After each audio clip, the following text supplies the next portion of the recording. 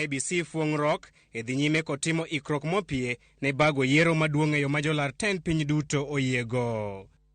IEBC koro dhi tiyo kod fom achiel kende mar 34A e lando duoko mar jolar 10 piny e yiero ma tarik 9 dwe manyien. The fears have been expressed and we have had a lengthy discussion, and the outcome of that discussion is that we shall only use one booklet, the first booklet, for purpose of transmission of results for presidential election. The spirit of cooperation and transparency that was showed here today, we hope continues.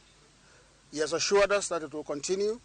We believe him, and we're going to help him deliver a credible and free and fair election.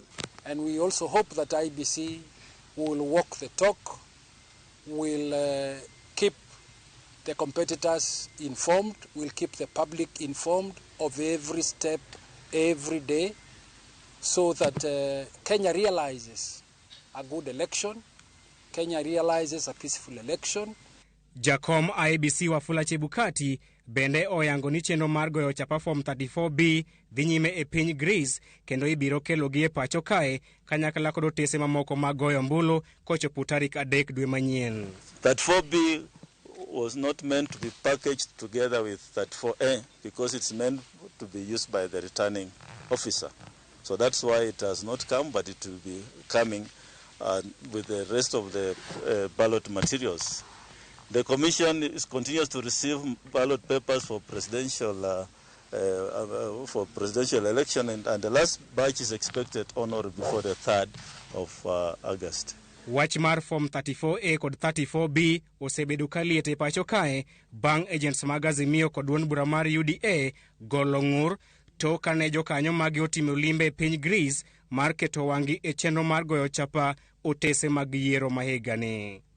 Kata kamano, bang' bura mane okawo seche 5 rumo, IEBC olando chenro mar miyo jopiny twak ewi ikruok margi ne yiero mabiro odiochieng' ka odiochieng' kochakore chieng' Jumapil jumani. In the remaining days, the Commission will endeavor to do more engagement and media briefings than before. The building you are seeing behind here will be opened on Sunday, and that will be the media center. There will be daily briefings from that venue. IEBC koro dhi goyo chapa winjruok makamano e gazet mar piny owacho otieno makawuono.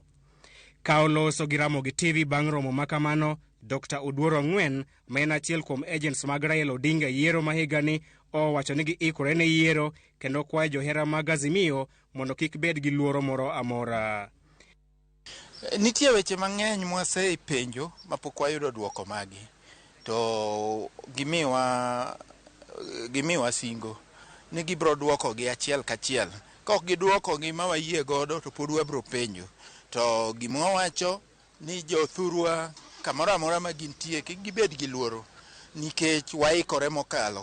Kata kobedo ni IEBC nyalo bedo no koikore ahinya, to wan kaka jo Azimio waseikore moloyo. Kendo gimoro amora ma nyalo chocho wang'iyo gangoch tiang'.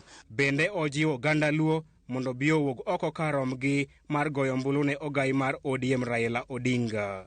Wan gima koro wadwaro ni kochopo tarik 9 sa 10 kogwen, ng'ato ka ng'ato obedie steshende odhi ogo ombulu kendo warito ombulu no. Mano kende, kik wawach ni jakom osekalo to kwadhi moago ombulu. Ombulu no nyaka wago to kendo wang'e ni kwago e kar romwa to jakom gokinyi mang'ich ni State House. Gikone to iro marachar ne odume karomo mar Bomas kendo tieko ywaruok e kind IEBC kod agents mag jolar 10 piny ewi goyo chapa form 34A kod 34B. Chris Owino, Ramogi TV, Bomas of Kenya, Nairobi.